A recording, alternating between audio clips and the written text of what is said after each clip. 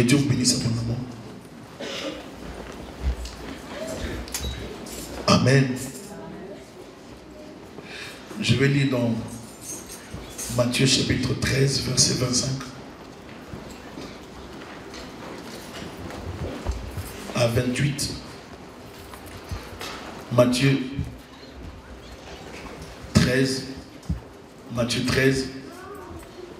25 à 28.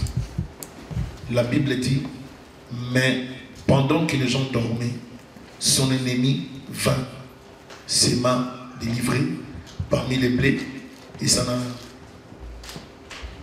alla. Lorsque l'herbe eut poussé et donné du fruit, livré parut aussi.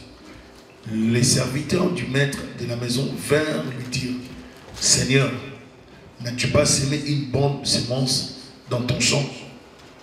D'où vient donc qu'il y a délivré? Il leur répondit, c'est un ennemi qui a fait cela. Et les serviteurs lui dirent, veux-tu que nous allions l'arracher? Non, dit-il, de peur qu'en arrachant, livré, vous ne déraciniez en même temps les blés. Laissez croître ensemble l'un et l'autre jusqu'à la moisson. Et à l'époque de la moisson, je dirai au moissonneur, arrachez d'abord l'ivraie et liez-la en gerbe pour la brûler. Mais amassez le blé dans mon grenier. Amen. Seigneur, bénis une fois de plus ta parole. Nous parlons sur les discernements. Nous parlons sur les discernements que nous avons abordés depuis un temps. Nous sommes en train de parler sur les discernements parce que c'est un sujet qui a sa place dans la chrétienté, dans la marche chrétienne. Si nous voulons vraiment comprendre la vie chrétienne, aller de l'avant, nous devons savoir aussi discerner, comprendre beaucoup de choses. Nous parlons des discernements dans plusieurs contextes, dans les contextes de la vie de tous les jours, dans notre vie quotidienne, dans le contexte ecclésiastique au niveau de l'Église, en ce qui concerne les ministères, toutes ces choses, comment déceler, comprendre si une activité vient de Dieu, bien si une manifestation vient du Seigneur, ou si ça ne vient pas du Seigneur, si un ministère, un prédicateur, un serviteur de Dieu est vraiment dans la bonne direction, s'il donne les bonnes choses, ou s'il n'est pas vraiment avec le Seigneur. Amen. Donc le discernement nous permet de comprendre l'esprit qui est derrière une action, une pensée, une parole, une activité quelconque. Amen. Donc nous devons avoir le discernement. Le discernement va nous permettre de comprendre beaucoup de choses et nous éviter de faire des erreurs. La plupart des temps, nous échouons dans la vie parce qu'on n'a pas le discernement. La plupart des temps, les gens tombent dans les pièges de l'ennemi parce qu'ils n'ont pas le discernement. C'est un sujet très vaste que nous n'allons pas finir maintenant, mais nous allons y revenir au fur et à mesure que le Seigneur va nous enrichir. Amen. Ici, le Seigneur est en train de dire, mais pendant que les gens dormaient, son ennemi vint s'aima délivrer parmi les blés et s'en alla. Ici, on nous parle de l'ivraie et du bon grain. On parle de cette parabole pour démontrer, n'est-ce pas, les activités du diable, pour démontrer ce que le diable est en train de faire, comment le diable travaille, comment le diable détruit, comment le diable déstabilise les vies, comment le diable combat les familles, comment le diable combat les vies, comment le diable peut déraciner, détruire, peut s'aimer des choses dans nos vies. Le contexte que le Seigneur utilise ici, il va dans les champs, il veut nous parler un peu de ce qui se passe dans les champs. Il dit, cet homme a sémé les blés, mais l'ennemi est venu la nuit, pendant que les gens dormaient. Un élément très important ici, l'ennemi n'est pas venu s'aimer la journée pendant que les gens voyaient, étaient en activité. L'ennemi est venu s'aimer pendant que les gens étaient dans l'inactivité, pendant que les gens s'est reposés, pendant que les gens étaient dans les repos, dans la récupération ou sous cette fatigue de la journée. Alors c'est pendant ces moments-là que l'ennemi est venu s'aimer. Mais si vous lisez dans Jean chapitre 10 avec moi, vous allez voir quelque chose. Jean chapitre 10 à partir du verset 9. Je sais que vous connaissez déjà ça en tête. Je peux commencer au verset 9. La Bible dit, je suis la porte. Si quelqu'un entre par moi, il sera sauvé, il entrera et il sortira et il trouvera des pâturages. Il dit, le voleur ne vient que pour dérober, égorger et détruire. Moi, je suis venu, enfin, que les brebis aient la vie et qu'elle ait la vie, qu'elle ait en abondance. Je suis le bon berger donne sa vie pour ses brebis. Amen.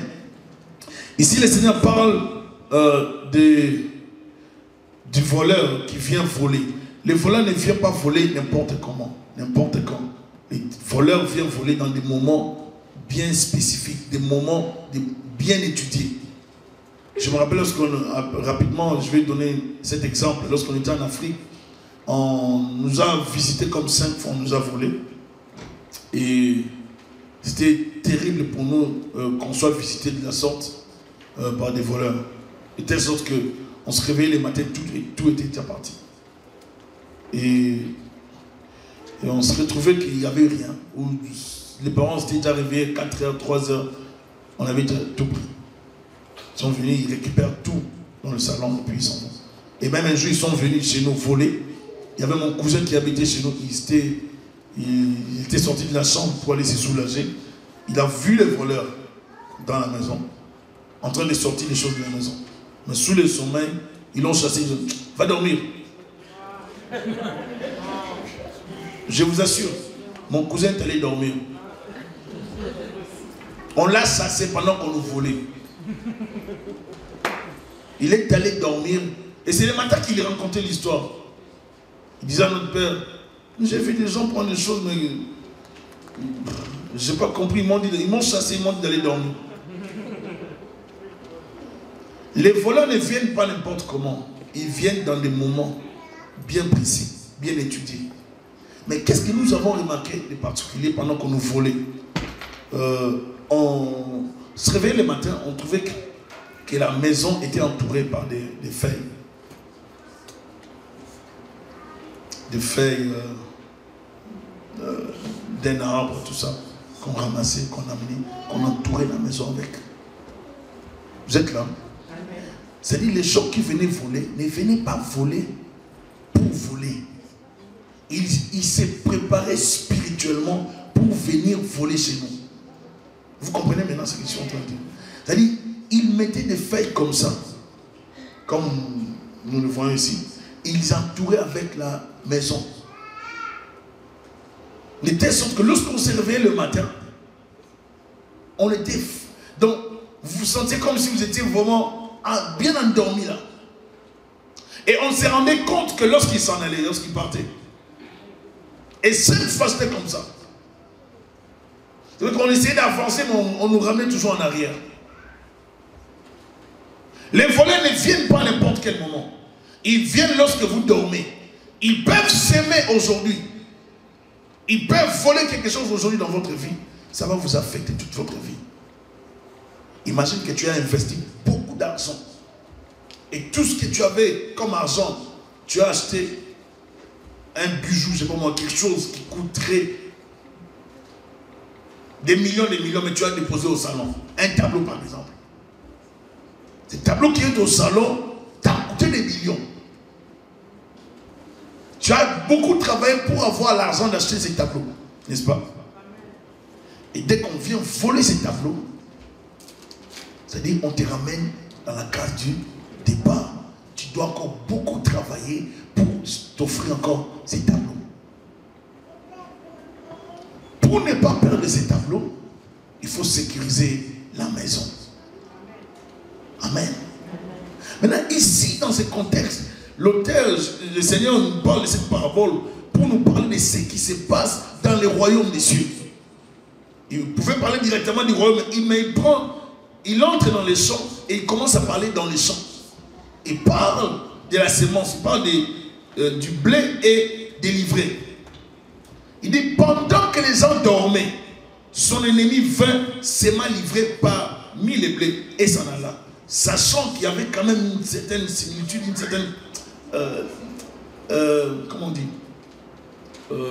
ressemblance entre livré et les blés. Alors l'ennemi est venu s'aimer pour troubler. Est-ce que vous êtes là? Vous êtes en train de voir votre vie percer. Vous montez, mais vous ne savez pas qui a déjà livré. Et ça se mélange tellement bien avec le blé. Et vous avez du mal à les séparer. Et peut-être que vous n'avez même pas encore détecté. Heureux sont ceux-là qui détectent avant livrer. Mais si vous n'avez pas la possibilité de détecter, donc vous allez vous contenter de vivre avec livrer. Et vous allez croire que c'est votre semence. Vous allez croire que c'est le blé que vous attendez. Vous allez faire des projets si livré alors que c'est pas le blé. Vous allez croire que c'est le blé, mais c'est livré. Ça remplit les champs, mais ce n'est pas totalement le blé. Il y a une partie où il y a le blé. Il y a une partie où il y a livré. On a mélangé pour vous troubler. Le diable ne permet à personne de comprendre ce qu'il fait. Lorsque la Bible dit qu'il se déguise aussi en ange de lumière, c'est une activité de tromperie. Il se déguise pour la confusion, pour s'aimer une confusion. Il ne veut pas qu'on décèle ses activités. Il ne veut pas qu'on les détecte. Et qu'est-ce qu'il va faire? Il doit toujours se déguiser. Ça, c'est les activités de l'ennemi. Il vient, il sème livrer, il crée la confusion. Maintenant, vous êtes obligé de les garder jusqu'à la récolte. Est-ce que vous êtes là? La plupart du temps, nous vivons beaucoup de choses, des situations qui nous troublent, dont l'origine remonte seulement à une activité satanique, sorcellérique. Plusieurs situations qui nous troublent, qui nous tracassent, remontent à l'œuvre des démons, des sorciers, l'œuvre du diable.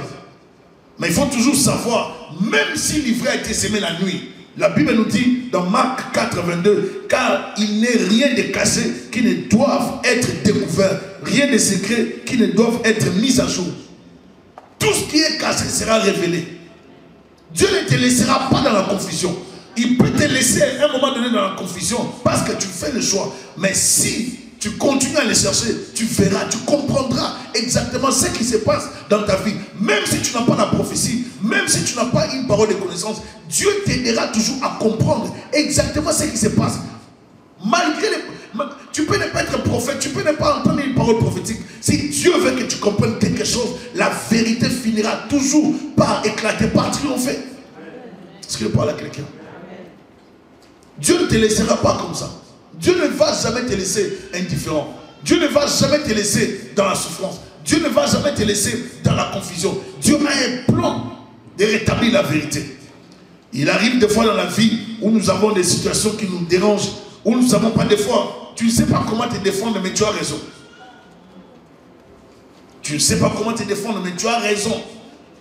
Un problème surgit dans la famille, ça crée des points, tu ne sais pas comment te justifier, mais tu sais que tu as raison. Laisse le temps au temps. Dans d'autres situations, Dieu veut que nous soyons patients. Ici, l'attitude du cultivateur, si on doit le dire, est l'attitude de la patience. Alors que les serviteurs voulaient aller, n'est-ce pas, séparer, livrer le blé, il va dire, attendez d'abord, laissez-les croître. Ce n'est pas que nous voulons garder le mal en nous pour les laisser croître en nous, non. Mais c'est l'attitude, n'est-ce pas, de la patience, la bonne gestion des situations. Il y a un problème qui arrive, il faut savoir bien gérer les situations. Le discernement, c'est cette capacité qui vous permet de prendre les bonnes décisions au bon moment. Et brutalement, vous pouvez prendre une décision pour dire, séparez-les.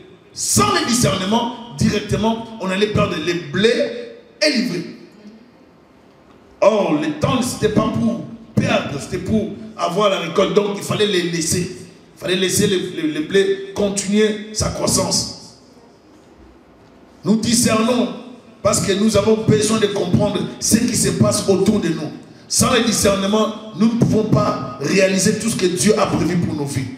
La plupart des temps, nous échouons parce que nous n'avons pas le discernement. Même une petite histoire, une petite chose, un petit truc peut te faire échouer dans la vie, peut te conduire dans les lamentations. Un petit problème. Il y a des gens qui ont échoué dans la vie parce qu'ils n'avaient pas seulement le discernement. Le discernement va t'aider dans beaucoup de choses. On peut t'offrir une invitation. On peut te dire des choses. Au lieu que tu te laisses emporter, si tu as le discernement, tu peux rester calme. Le discernement va t'aider à rester calme. Le discernement va te maintenir dans la sagesse. Tu vas prendre des bonnes résolutions. Vous savez, il y a de ces gens qui ont laissé don de discernement. J'ai parlé d'un don, c'est inné que Dieu dépose dans une personne et les discernements qu'on peut acquérir au fur et à mesure qu'on sert le Seigneur. Amen. Avec l'expérience, avec l'esprit du Seigneur, le Saint-Esprit, il nous éclaire, il nous aide, nous pouvons comprendre. Normalement, tout enfant de Dieu doit discerner. Normalement. Parce que si tu n'as pas le discernement, tu vas continuer à faire des erreurs. Et vous ouvrez les yeux. Vous savez, est-ce que vous savez ça? Quelqu'un peut vous dire une phrase et vous comprenez directement l'esprit de la personne. Quelqu'un peut faire un geste ou juste vous donner une image, bien un regard seulement et vous comprenez directement. Vous allez déposer les enfants chez quelqu'un, mais la personne réagit d'une façon, directement vous comprenez qu'il y a un message qu'on vous passe. Peut-être tu ne comprends pas seulement ce qui est affiché, mais tu vas au-delà de ce qui est caché. Alléluia. Dieu peut te permettre d'aller au-delà de ce que l'homme affiche. Dans le discernement, tu peux comprendre exactement la pensée d'une personne. Et surtout si tu es en bonne relation avec le Seigneur. Dieu peut t'amener quelque part, tu arrives, tu attends un dossier. Mais le Seigneur te permet de comprendre directement ce qui se passe. Tu commences à prier. Dans le cœur, tu es calme, mais tu pries. Tu prends le contrôle du lieu. Est-ce que vous êtes là? Tu dis, je ramène les pensées de cet homme captif à l'obéissance de Christ. J'aimerais qu'on signe ces dossiers. J'aimerais qu'on embauche. J'aimerais qu'on change. Tu discernes ce qui se passe.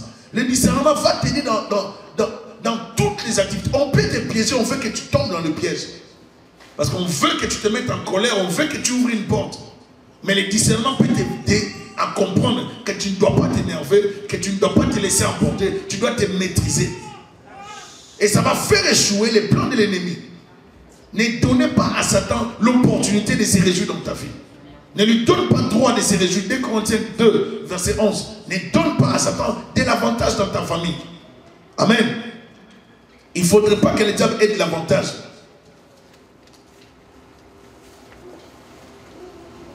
Il faut savoir que nos paroles nous engagent. Alors il faut savoir réfléchir. Il faut toujours réfléchir. Il faut discerner avant de parler. Il y a des gens qui promettent, qui disent n'importe quoi. Ils ne savent pas que leurs paroles les engagent. Amen. Toujours savoir discerner. Savoir comprendre. Savoir comprendre certaines réactions de certaines personnes. Tu vois quelqu'un qui te méprise à un niveau très élevé, tu ne sais pas pourquoi. Tu vois une personne te crée des problèmes, tu ne sais pas pourquoi. Cherche à comprendre qu'est-ce qui se passe autour de cette personne. Et si toi-même, dans ta vie, tu ne développes que de mauvaises choses, tu es le départ des problèmes, tu es le départ de la confusion, tu es le départ des échecs, tu es le départ des troubles dans la vie des gens. Tu peux te poser la question, qu'est-ce qui se passe dans ma vie? Mais qu'est-ce que le diable fait? Il va t'empêcher pour que tu ne discernes pas exactement ce qui se passe dans ta vie, afin que tu ne cherches pas la solution. Est-ce que vous êtes là? Le diable ici, il sait que cette semaine, vous aurez un emploi, vous aurez quelque chose, il y a une bénédiction de la part du Seigneur. Et ça nécessite que tu pries cette semaine-là. Qu'est-ce qu'il peut faire? Il peut te mettre vraiment dans des sommeils, dans des fatigues extrêmes. Tu peux te retrouver en train de dormir comme si tu étais le seul à vouloir avoir la fatigue dans ce monde. Tu dors, tu ne sais pas pourquoi tu dors. Parce qu'il ne veut pas que tu aies le temps de la prière. Ou carrément, si tu ne dors pas, mais tu as toujours une série que tu aimes. Et c'est toujours au moment de la prière. Et si hier, tu n'avais pas bien fini, tu veux continuer encore le lendemain. Et cette série te mettait seulement, t'empêche. Le temps que tu voulais prier, non, je finis la série, puis je veux prier après. Dès que tu finis la série, tu es fatigué déjà. Et c'est comme ça que le diable nous contrôle. Il ne veut pas seulement qu'on prie. Il ne veut pas seulement qu'on ait le temps avec le Seigneur. Il veut nous contrôler. Il faut savoir discerner. Chaque chose a son temps. Alléluia. Savoir faire les choses à leur temps. Tu ne peux pas embrasser toutes choses. Tu ne peux pas combiner les blés et l'ivrée. Tu ne peux pas vivre dans le péché et servir le Seigneur. Tu ne peux pas faire deux choses à la fois. Sans le discernement, on se retrouve dans des échecs, dans des erreurs. Plusieurs personnes souffrent parce qu'il n'y avait pas le discernement. Tu peux observer ta famille, observer tes relations, observer votre famille. Est-ce que ça va bien? Mais il y a des gens qui voient les erreurs, qui voient les échecs dans leur famille. Ils ne sont pas prêts à fournir des efforts. Ils veulent eux-mêmes répéter les erreurs de leur famille. Ah, moi j'ai fait vraiment exactement comme mon grand-père faisait. Bien, c'est bien. Tu vas échouer. Moi je suis vraiment comme ma mère. Et la chose en question dont on parle, c'est même pas une chose qu'on peut louer. Mais on est fiers de la chose. Ah, nous, dans notre famille, on est toujours comme ça. Lorsque tu dis une fois, deux fois, on se fâche. Puis on brise toujours quelque chose. On est fiers même de la chose. Et moi, je peux même prendre la casserole, tourner et renverser la nourriture. Lorsque je me fâche, je perds un peu le contrôle. On est fiers de la chose. Et à chaque fois que tu fais des choses, tu te détruis. Il y a des gens qui répètent les choses qu'ils ont vu faire les parents. Qui répètent des choses qui sont comme une force dans leur vie, qui les détruisent. Apprends à discerner tes actions. Apprends à discerner dans ton comportement. Apprends à discerner ce que tu fais. Est-ce que ça honore Dieu? Est-ce que ça glorifie Dieu? Est-ce que tu glorifies Dieu dans ton comportement? Celui qui n'a pas de discernement ne comprendra pas qu'il y a déjà un mal dans la famille. David ne savait pas que ses enfants étaient divisés. David ne savait pas que le mal était déjà dans sa famille. Alors que l'un de ses garçons commençait à convoiter sa propre sœur ou sa demi-sœur. David, le père, roi, s'est préoccupé de sa royauté.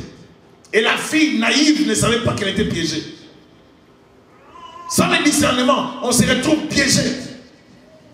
Et surtout les jeunes, piégés. Et c'est qui c'était les demi-frères, conseillé par son serviteur. Demande à ta soeur de venir ici dans le champ et de préparer quelque chose pour toi. Et elle s'amène, elle prépare. Et c'est là que ça va faillir. Sans savoir qu'elle allait détruire sa vie. Abuser de sa soeur, le garçon va sentir le mépris. Il va rejeter sa soeur. Et ça va créer la division dans la famille. Une petite distraction peut détruire toute une famille. Un petit mal qu'on peut appeler mal, un petit péché peut déstabiliser l'unité d'une famille.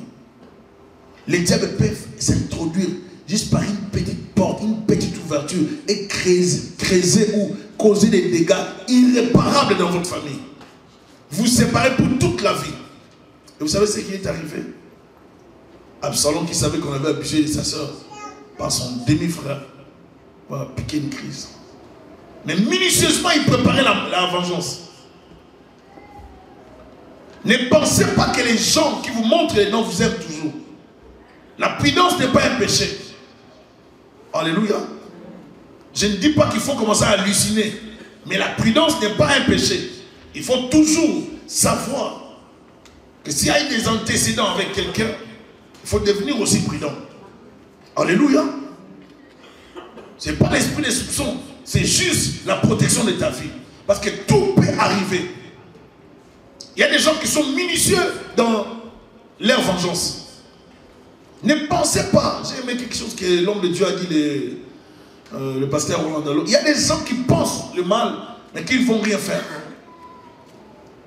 Il y a des gens qui pensent le mal et qui vont occasionner, qui vont préparer le mal, qui vont préparer la désolation, qui vont préparer un plan, un mécanisme de votre destruction.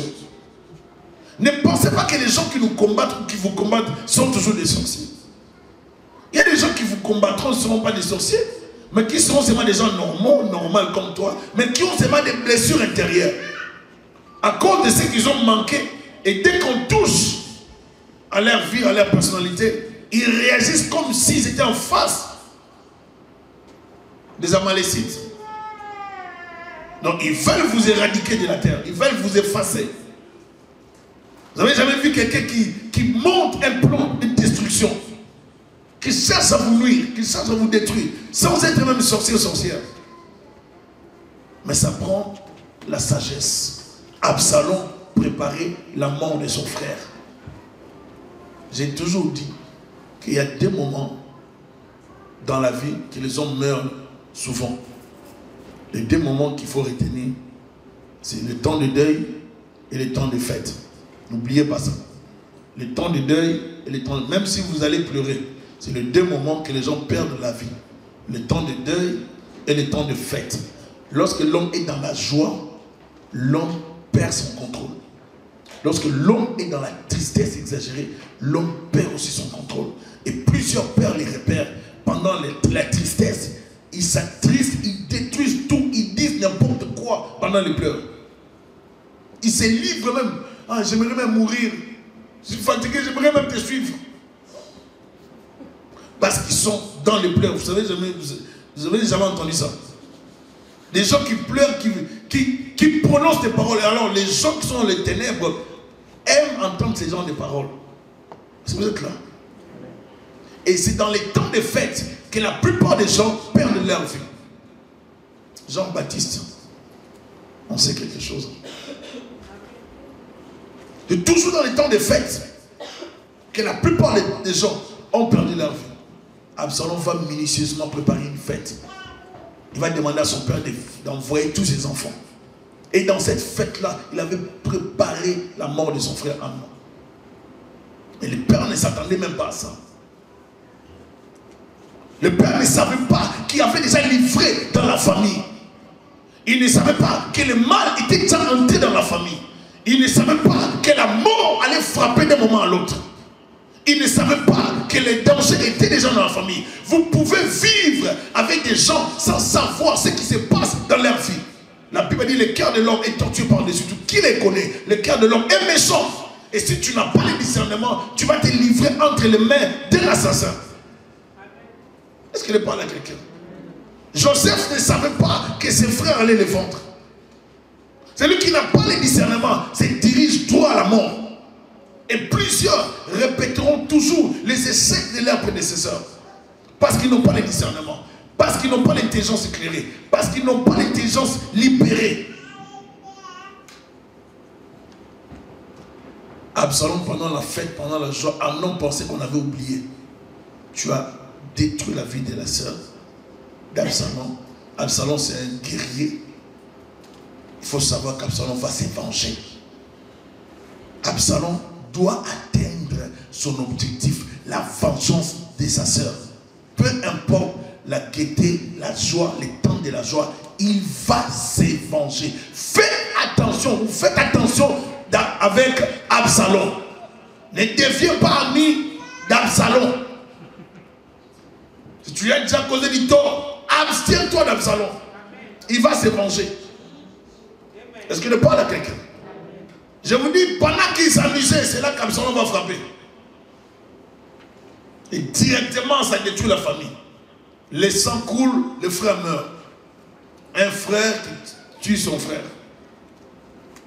Et ça déstabilise le père, David. Il ne pouvait pas supporter ça. Il ne pouvait jamais s'attendre à ça. Un enfant, son propre fils, Absalom, et Amnon, ses enfants. Les grands frères, Absalom donne la mort à son frère Amnon. C'est blessant, bien aimé. Ça détruit la famille. Ce que le diable veut, c'est détruire la famille. Ce que le diable veut, c'est détruire les relations. Ce que le diable veut, c'est détruire les mariages. Ce que le diable veut, c'est conduire quelqu'un dans l'échec. David va entrer dans des pleurs terribles. Mais s'il s'était déjà réveillé, il allait voir les dangers. Est-ce que tu peux te réveiller par rapport à ta vie? Est-ce que tu peux te réveiller par rapport à ta famille? Il y a des Absaloms dans nos vies. Peut-être que tu avais péché. Il faut aussi apprendre une chose plutôt importante. Savoir demander pardon. Le pardon, c'est une puissance qui libère. Ça peut libérer. Quelqu'un qui voulait te faire du mal, ça peut guérir sa blessure. Mais il faut savoir demander pardon. Alléluia. Si Amnon, c'était beaucoup plus... Bien, il avait demandé pardon à Absalom. Bien, il s'était vraiment expliqué. On ne sait pas ce qui allait arriver. Mais Absalom montrait les dents à son frère. Il a montré qu'il organisait une fête. Et c'est une grande fête. En famille. C'était le jour de la mort d'Amnon. Le jour de la mort, ça peut être aussi dans une fête. Comme c'était les jours, les enfants de Job, il fêtait. Est-ce que vous êtes là? Ils sont morts en pleine fête, les enfants de Job. Ils étaient dans la fête, il ne faut pas oublier ça. Ils étaient dans la fête. Ne jouez pas avec la fête. On dit la fête, c'est la distraction. Pendant que vous êtes en train de croire que vous contrôlez tout, vous ne contrôlez rien. Pendant que vous êtes en train de croire que vous maîtrisez tout parce que le compte est rempli, vous ne maîtrisez rien. Tout peut arriver à tout moment. Et vous pouvez tout laisser. Amen. Réveille-toi.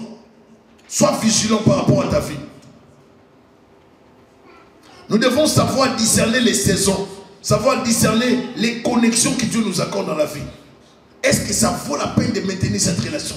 Quand je suis avec quelqu'un, est-ce que ça vaut la peine de maintenir cette relation? Il y a des gens qui perdent même les connexions, certaines relations qu'ils ont avec des gens qu'ils rencontrent dans la vie. Pourtant, ce sont des connexions divines. Et Dieu vous met face à ces gens pour que vous puissiez vous en sortir. Mais la plupart du temps, nous perdons certaines relations. Nous perdons certaines connexions. Il y a des relations qu'il faut perdre, mais il y en a d'autres qu'il ne faut pas perdre. Je vais t'éprouver. Vous allez voir des gens. Pour Dieu, il fallait que tu ne prouves pas. Il fallait que vous deux, vous soyez ensemble. Il y a certaines personnes qui ont des divisions bêtes. Et ces divisions les fragilisent. Or, d'après les plans de Dieu, il fallait que ces gens se connectent pour aller de l'avant, pour constituer une force, afin de réaliser des grandes choses. Mais certaines personnes dans la vie se divisent tout bêtement à cause des gains sordides, à cause des banalités, à cause des choses inutiles. Vous n'atteindrez jamais l'excellence si vous devez suivre tous les détails de la vie. Alors lorsqu'il a élevé la main comme ça, moi je n'ai pas ça. Et regardez comment il se coiffe. Il ne faut pas suivre les détails près qui sont inutiles. Il faut chercher à suivre ce qui est important, essentiel. Et la plupart du temps, nous nous divisons parce que nous voulons tout contrôler. Nous voulons tout savoir. Comment est-ce qu'elle a défrisé ses cheveux comme ça? Qu'est-ce qu'elle pense? On peut suivre les détails et ça nous divise. Est-ce que vous êtes là? Certaines relations, il faut les maintenir dans la vie. Les deux brigands sur la croix traitaient Jésus de la même façon. Les deux brigands sur la croix, les deux l'injuriaient. Vers la fin, un va se déconnecter. Pendant qu'il traitait Jésus de la même façon, l'un va se rendre compte, c'est type, il est différent. On le traite de la même façon, mais il ne réagit pas. Directement, l'intelligence commence à se renouveler. Ne vous conformez pas au siècle présent. Ne vous conformez pas à la pensée actuelle. Ne vous conformez pas à ce type de pensée, d'injures. Mais soyez transformés par le renouvellement de l'intelligence, afin de comprendre ce qui est parfait, ce qui est agréable à l'Éternel. Amen.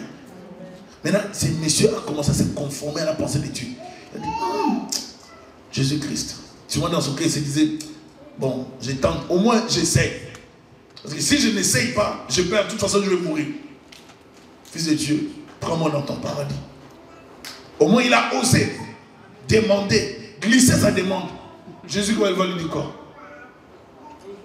Aujourd'hui même tu seras avec moi. Aujourd'hui même. Ça fait que l'autre, son ami est resté, au lieu de se repentir, de rejoindre. Il a voulu faire les gros dos. Non, moi je reste ici. Vous avez jamais vu des gens comme ça? Il a besoin de votre aide, mais il ne veut pas que bouder. Non, je vais bouder. Oh, qu'est-ce que tu crois? Tu penses que c'est toi qui a la solution à tous nos problèmes? Je vais te prouver que moi aussi. Tu vas me prouver, mais à la croix. Moi, j'ai la solution à tes problèmes. Plusieurs personnes sont dans des situations pareilles parce qu'ils ne veulent pas seulement comprendre ce que Dieu leur donne comme message. Est-ce que je parle à quelqu'un? Il voulait prouver, mais à la croix. Il veut prouver, mais il meurt. Il veut prouver Jésus, il boude, mais à la croix. Dans cette position de souffrance, dans cette position, il faut s'humilier. Alléluia. L'humilité précède la gloire. Tu dois avoir le discernement dans la vie. Nous devons avoir le discernement, ma soeur, mon frère. Nous devons discerner. face à chaque problème, certaines relations, face à certaines personnes, il y a des gens qui vont vous connecter à d'autres personnes, qui vont vous connecter à d'autres, qui vont vous brancher dans votre destinée. Ou est-ce que je parle à quelqu'un? Il y a des relations qu'il ne faut pas perdre dans la vie. Une connexion avec Jésus-Christ te permet d'entrer au ciel. Il avait la possibilité de dire à Jésus, Seigneur Jésus, je t'accepte moi aussi. Comme mon ami t'a accepté, pardonne-moi. Je ne savais pas, nous sommes des humains. Vous pouvez seulement dire, je suis un humain. Pardonne mon humanité. Vous savez, des fois dans la vie, lorsque tu vois que tu ne sais pas, tu as échoué, sois humble. Amen. Tu vas perdre une relation qui va t'aider dans la vie. Une relation au bon moment. C'est ce que je dis. Il ne faut pas perdre sa saison. C'est-à-dire savoir discerner la saison. Savoir discerner les connexions que Dieu t'accorde. C'était un moment. Ce n'était pas. Il ne devait pas passer là-bas 2 semaines sur la croix. C'était un moment. Ils perdaient tous les sangs. Vous êtes là? Ils perdaient tous les sangs. Donc il avait quelques minutes, quelques heures pour se repentir. Quand tu as l'opportunité de changer ta vie, n'hésite pas. Alléluia. Il a été à côté d'un homme qui avait la solution. Mais il a hésité. Il a préféré continuer à bouder. Il boude jusqu'à la mort. Plusieurs personnes boudent jusqu'à la mort. Plusieurs personnes meurent aujourd'hui parce qu'ils ne veulent pas comprendre. Plusieurs personnes échouent dans la vie parce qu'ils ne veulent pas seulement discerner. Nous devons discerner. Alléluia. Tu dois discerner. Savoir qui est à côté de toi. Avec qui tu fais affaire. Avec qui tu travailles. Qui est ton ami. Qui est, c'est pas moi, ta copine. À l'école, au travail. Avec qui tu coopères. Avec qui tu parles de ta vie. Pendant que les gens dormaient, l'ennemi est venu s'aimer livrer. Mais est-ce qu'il faut réagir brutalement? Non. Il faut avoir la patience. Il faut savoir quand et comment les séparer. S'il n'y a pas de discernement, les serviteurs pouvaient aller des pas séparer directement livrer et les blés. Mais ça prend aussi le discernement. Savoir que l'ennemi a semé la nuit. Donc nous avons laissé une porte ouverte. Nous avons laissé une distraction. Nous étions dans la distraction. On s'est reposé. On était endormis. Donc il faut laisser les choses aller jusqu'au temps convenable pour les séparer. C'est pour ça que ça prend la patience dans la vie. Certaines choses, vous les comprenez aujourd'hui, mais vous devez être patient pour bien comprendre la vérité ou la profondeur de la situation. Soyez patient. Dieu va vous amener certaines informations sur les plateaux. Alléluia. Il y a certaines vérités que tu ne connaissais pas lorsque tu étais enfant. Mais Dieu peut un jour faire grâce. On t'amène ça sur un plateau. Tu commences à comprendre le pourquoi, le comment. Dieu peut amener des informations sur un plateau. Dieu ne peut pas te laisser continuer à vivre dans l'envoûtement. Nous devons apprendre à discerner. Le discernement poussa Gamaliel à éviter, n'est-ce pas, de combattre l'œuvre de Dieu. Écoutez ceci pour finir. Dans Actes chapitre 5, 33. Alors que Israël, Jésus-Christ était parti, il a laissé l'église. Il a laissé l'église.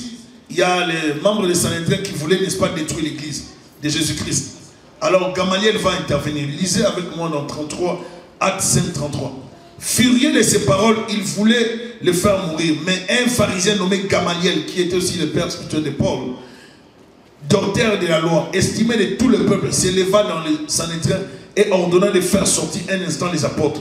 Puis il leur dit: Ô Israélites, prenez garde à ce que vous allez faire à l'égard de ces gens. Donc c'était les apôtres qu'on avait arrêtés. Car il n'y a pas longtemps que parut Teudas, qui s'est donné pour quelqu'un et auquel se rallièrent environ 400 hommes. Il fit tuer et tous ceux qui l'avaient suivi furent mis en déroute et réduits à rien. Après lui parut Judas et les Galiléens à l'époque du recensement, et il attira du monde à son parti. Il périt aussi et tous ceux qui l'avaient suivi furent dispersés. Verset 38, ce qui est intéressant.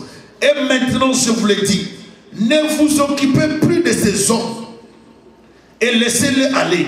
Si cette entreprise ou cette œuvre vient des hommes, elle se détruira. Mais si elle vient de Dieu, vous ne pourrez la détruire. Ne courez pas le risque d'avoir combattu contre Dieu. Est-ce que vous êtes là? intervenu pour leur dire, ne courez pas les risques de combattre Dieu. Si cette entreprise, ces disciples de Jésus-Christ viennent de Dieu, Dieu lui-même va s'en charger. Mais vous avez vu ces deux hommes, Judas, les Galiléens, et Théodas, qui ont aussi entraîné les gens. Mais nous avons vu leur fin. Maintenant, cette histoire, c'est Jésus-Christ. Si ça ne vient pas de Dieu, Dieu va s'en charger. Il avait discerné. Il a compris que nous sommes dans les Sanhédrins, mais je ne vais pas laisser les sentiments agir. Dans la plupart des temps, lors des décisions, plusieurs personnes veulent être dans la masse. Évitez d'être dans la masse. Soyez réfléchis et inspirés par le Seigneur Saint-Esprit. Gamaliel était avec ses amis, membres des Sanhédrins. Il n'a pas suivi les mouvements. Il a dit, ne courons pas les risques. Car si cette entreprise vient de Dieu, Dieu va la défendre. Amen. Ne courons pas les risques de combattre le Seigneur. La plupart des temps, nous faisons des erreurs parce que nous ne comprenons pas si nous sommes dans la voie du Seigneur ou si nous sommes à côté de la voie du Seigneur, la volonté du Seigneur. Plusieurs personnes échouent parce qu'ils veulent eux-mêmes combattre le Seigneur. Des fois, Dieu peut s'opposer à votre percée. Tu commences quelque chose, Dieu s'oppose. Tu fais des choses, Dieu s'y oppose. Parce que Dieu veut t'apprendre à prier. Parce que Dieu veut t'apprendre quelque chose. Dieu peut aussi bloquer des choses. Tout ce qui est bloqué dans nos vies, ce n'est pas toujours le diable. Il y a d'autres choses que Dieu bloque lui-même. Parce qu'il veut que nous apprenions comment prier. Parce qu'il veut que nous développions une vie de consécration. Il veut nous apprendre quelque chose. Si Dieu veut t'apprendre quelque chose, il va t'obliger à suivre sa ligne de conduite. Avec ta volonté ou sans ta volonté. Il va t'imposer sa volonté. Il ne faut pas oublier dans ce que nous étudions, lorsque nous parlons de Dieu, la divinité, il y a la notion de la souveraineté. Dans la souveraineté divine, Dieu ne pose pas de questions. Dieu ne négocie pas. Dieu t'impose sa volonté, c'est tout. Il te dit que tu vas souffrir, c'est tout. Tu sors de l'Égypte, tu passeras par les déserts. Pleure, chante, c'est pas, ça ne va rien changer. Tu vas passer par les déserts. Mais dans les déserts, il ne va pas te laisser seul. Il enverra toujours, n'est-ce pas, la colonne de nuée et la colonne de feu. Donc, dans les déserts, Dieu sera avec toi, il va te sécuriser. Il fera en sorte que les sandales ne s'abîment pas, que tes habits ne s'usent pas. Il fera en sorte que tu sois toujours sécurisé et il va pouvoir ta nourriture. Mais dans les déserts, il te veut dans les déserts pour que tu apprennes des choses. Si tu n'as pas le discernement, tu ne vas pas comprendre que des fois les déserts que nous traversons, c'est dans la volonté du Seigneur. Il y a d'autres situations qui sont dans la volonté du Seigneur. Mais dans tous ces cas, nous devons chercher à être du côté de Christ et non en dehors de Christ. Est-ce que je parle à quelqu'un? Réveillons-nous, bien-aimés. Soyons vigilants, soyons réveillés et considérons la volonté du Seigneur. Faisons les choses correctement. Ne suivons pas les mouvements dans la vie. Ne suivez pas les mouvements dans la vie. Vous pouvez avoir des relations, vous pouvez avoir des connexions avec des personnes. Sachez gérer les connexions. Les bonnes, gardez-les. Les mauvaises, déconnectez-vous. Vous risquerez de rétablir une relation avec Absalom. Et ça peut être pour votre femme. Est-ce que je parle à quelqu'un? Abstenez-vous de détruire votre vie. L'ennemi est venu s'aimer livrer. Ce n'était pas pour rien. C'était pour s'aimer la confusion. Pourquoi la confusion? Parce que là où il y a la confusion, on ne pourra pas faire de bons choix. On ne saura pas exactement quoi faire. On sera déstabilisé. On sera inquiété. On sera dans les troubles. Dans ces mélanges-là, l'ennemi va opérer. Cherchez le discernement. Comprenez ce qui se passe dans votre maison. Ce qui se passe dans votre famille, ce qui se passe dans votre relation, ce qui se passe dans vos affaires, ainsi de suite. Il faut avoir le discernement. Amen. Que Dieu vous bénisse abondamment. Nous allons acclamer le Seigneur. Nous allons prier. Seigneur, je bénis ta parole. Je demande que tu bénisses ton peuple. Ma soeur, mon frère qui a suivi la parole, laisse que tu nous bénisses abondamment. Édifie ton peuple par cet enseignement une fois de plus. Laisse que cette parole, cette sémence reste dans nos cœurs, dans nos vies, au nom puissant et précieux de Jésus-Christ. Nous déclarons, Seigneur, ta parole, Seigneur, dans nos vies. Nous la voulons, Seigneur, qu'elle nous amène encore dès l'avant dans la croissance spirituelle pour ta seule gloire. Au nom de Jésus-Christ, nous avons ainsi prié. Merci, Seigneur Jésus-Christ.